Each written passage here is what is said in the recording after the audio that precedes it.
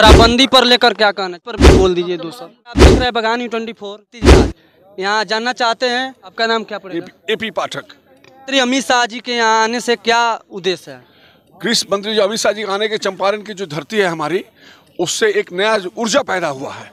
और यहाँ पे 2024 के चुनाव में इस बार 400 पार का जो है एक नारा यहाँ जो लगा है, उसके लिए हम लोग सारे के सारे बीजेपी कार्यकर्ता जो इसके लिए तत्पर रहेंगे और हम लोग पूरी मेहनत करेंगे। मैं पूर्व एडीजी भारत सरकार रहा हूँ और बहुत से मंत्रालय में काम किया है। मैंने बाबूधाम ट्रस्ट की स्थापना की 2008 में। पिछले 1.5 दशक से हम यहाँ गरीबों की सेवा करते चले आ रहे हैं। उसके बाद मैंने आज ज्वाइन करने का प्लान किया है और इसलिए किया है कि नरेंद्र मोदी जी की जो सोच है, बेटी पढ़ाओ बेटी बचाओ, जो महिलाओं के लिए उन्होंने जो काम कर रहे हैं, देश के को सम्मान के लिए काम कर रहे हैं।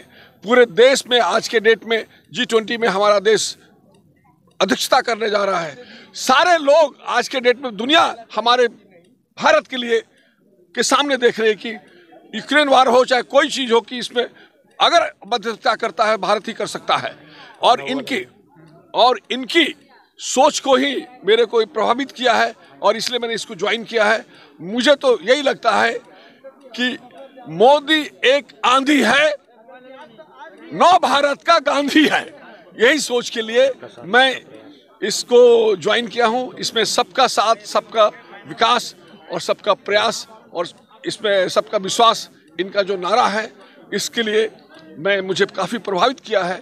और मैं इसके लिए, इस पार्टी के लिए जी जान से और अपने पूरे क्षेत्र के लिए, यहाँ पे जो हमारे ट्रस्ट के जो मेंबर हैं, सारे लोगों ने, कम से कम हजारों लोगों ने इसको ज्वाइन किया है पार्टी।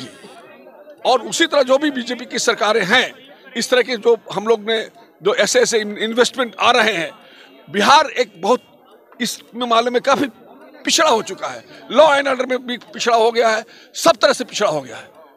और इसलिए सबसे बड़ी चीज़ है कि नीतीश जी का जो पलटू राम का जो सिस्टम है, वो तो और भी बर्बाद कर चुका है। आप सर एक मिनट, आप कश्मीर कांग्रेस से इसमें आए हैं। एक मिनट मेरा सवाल है कि अमित शाह यहाँ आए, सब पे बात हुआ, लेकिन बेरोजगारी पे बात कोई नहीं हुआ। ऐसा है कि बेरोजगारी क्यों? यहाँ युवा हम लोग पढ़ लिख के क्या करेंगे? दो सर मतलब बताइए।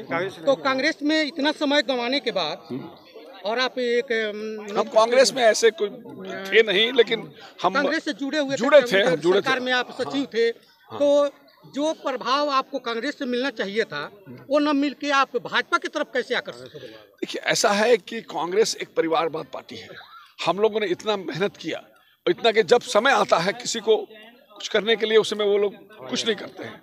और हमने इतना अपने ट्रस्ट के द्वारा भी और सबके द्वारा भी हमने इतना काम किया और यहाँ पे हमने उनके लिए भी काम किया। लेकिन बाद में जब हमने VRS जो दिया, अपने हमको कुछ कहा भी गया था, लेकिन उसके बाद भी वहाँ कुछ मिला भी नहीं। प्लस दूसरी बात ये रही कि वहाँ लोकतंत्र की बात नहीं होती है। यहाँ भाजपा में लोकतंत्र की बात होती है। जो आदमी काम करेगा उसको यहाँ पे वजूद मिलेगा।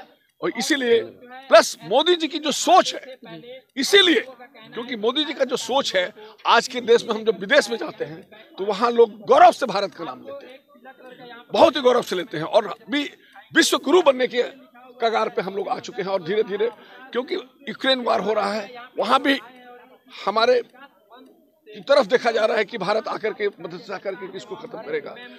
और आज के डेट में इस साल जो हमारा जो है विश्व गुरु बनने जा रहा है और G20 का जो अध्यक्षता भारत कर रही है, इसलिए मोदी जी का जो है, जो एक विचार रहा है, सबका साथ, सबका विश्वास है, सबका प्रयास है, सबका इससे, और बेटी बचाओ बेटी पढ़ाओ का जो से मतलब कि आप संतुष्ट हुए। अब एक चीज और मात्र है कि आप भाजपा ज्वाइन किए हैं और बागहा में भाजपा की जो स्थिति है वो जग जाहिर है।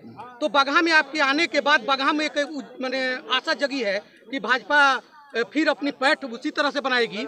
तो इसमें जो बागहा को नजरअंदाज कर दिया गया है, बिहार के पटल रेखा से रेलवे के क्षेत्र में, जहां से एक भी ट्रेन बागहा से पटना के लिए राजधानी तक नहीं है, तो आप